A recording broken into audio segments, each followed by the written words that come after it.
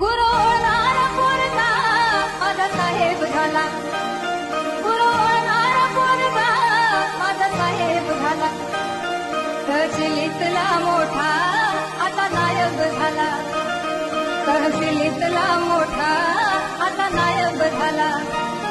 त्याचा घराला सरकारी नोकरी